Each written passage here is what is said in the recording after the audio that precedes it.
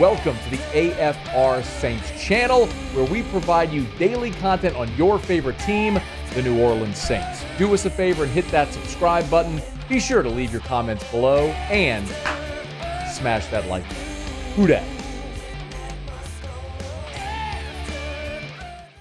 With the combine over, Mel Kiper has updated his big board. There's some things that obviously we're going to be keeping an eye on here. Kyle Williams, bro, I got to get my head straight. Not Kyle Williams. Been talking a lot about Kyle Williams today.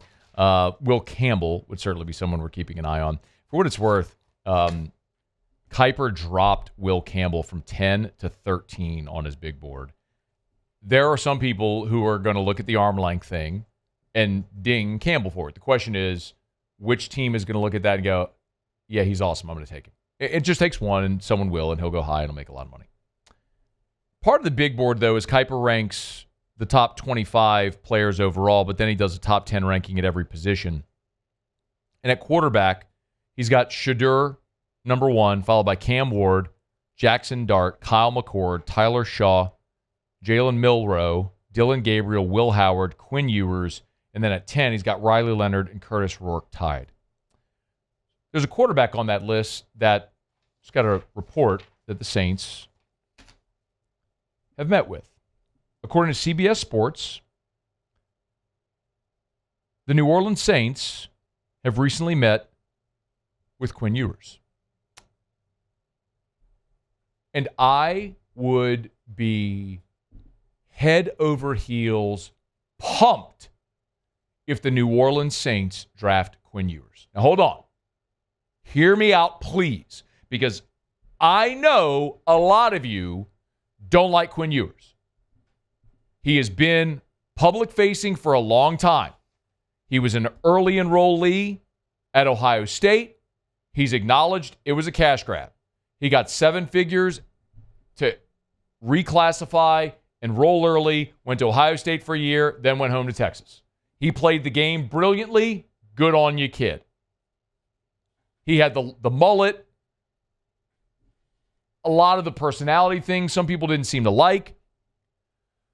I can look past all that. I can look past an 18, 19-year-old expressing himself. You know what I love about Quinn Ewers? Dude's tough as hell and he wins. Oh, and he's got really good physical attributes as well. So, y'all know where I feel, first of all, on the Saints and the quarterback situation.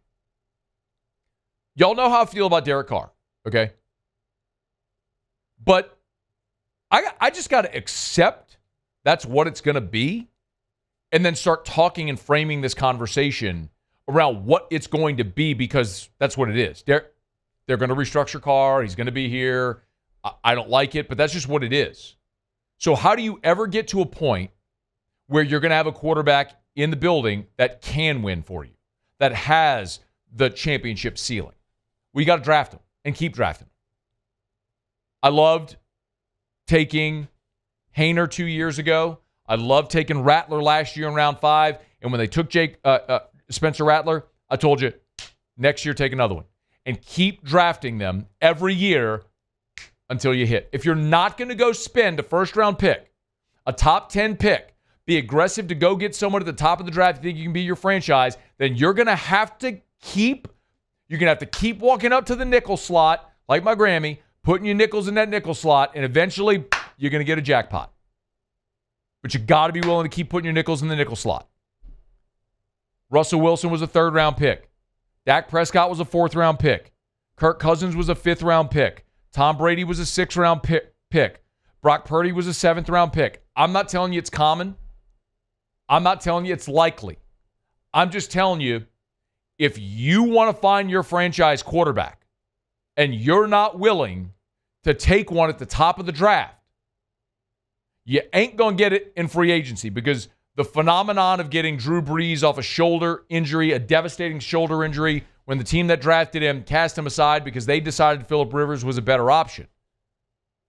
That's a one of one in the history of the NFL. That ain't going. They tried to do it again with Jameis. Didn't work. They're trying it now with Derek Carr. Ain't working. You got to draft him. So you got to keep drafting quarterbacks.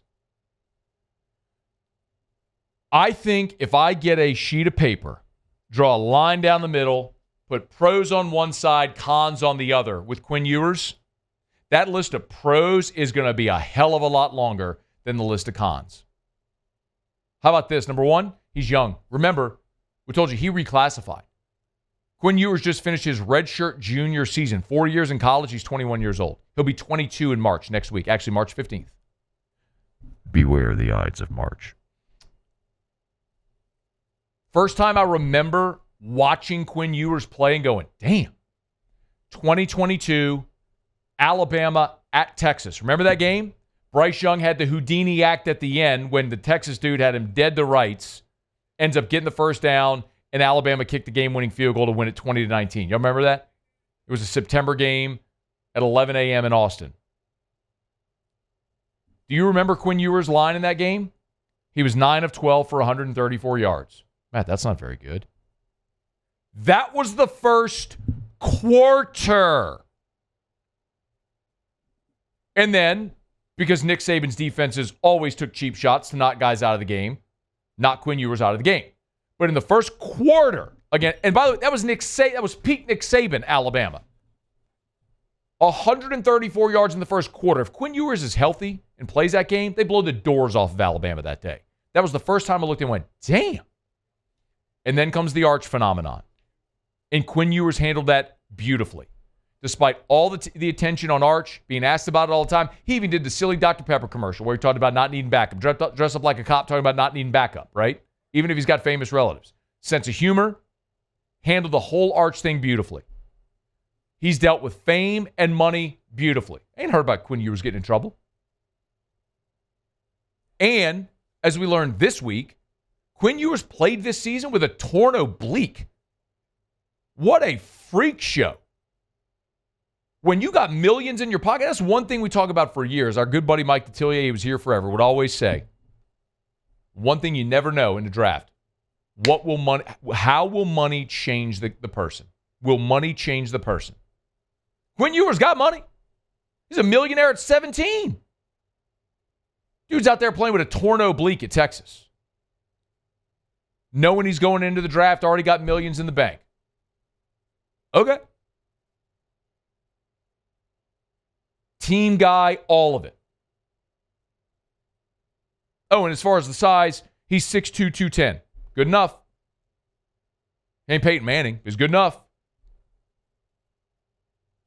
When I look at the draft projection for Quinn Ewers, he's projected as an early day 3 pick. You going to tell me I could take a 4th or 5th round flyer on Quinn Ewers? Sign me up every day of the week and twice on Sunday. For a day 3 pick? I'm not saying use the 9th pick on Quinn Ewers. Saints ain't drafting a quarterback at 9 anyway. I think even if Shadur or Cam Moore dropped, I still don't think they would take one of those guys at 9. But you get into round 4 or 5, day 3, and you can take a flyer on a winner who's tough as hell, who's got good size, great arm, played at a big-time program with expectations, dealt with the saga of the Arch stuff. You don't have to worry, is money going to change him? Good teammate? Yes, check. What's the downside? That he wore a mullet at one point in his young life? Somebody explain to me the downside. And this year, despite missing time with that injury, threw for 3,400 yards, 31 touchdowns, and 12 picks. By the way, the 31 touchdowns led the SEC. Now, so did the 12 picks. So we can work on that. A day 3 flyer on Quinn Ewers? Hell yeah. Give me Quinn Ewers. Would love to see that in New Orleans. Hey, thanks so much for watching. Please leave your comments. I love to interact. And be sure to hit the red subscribe button below.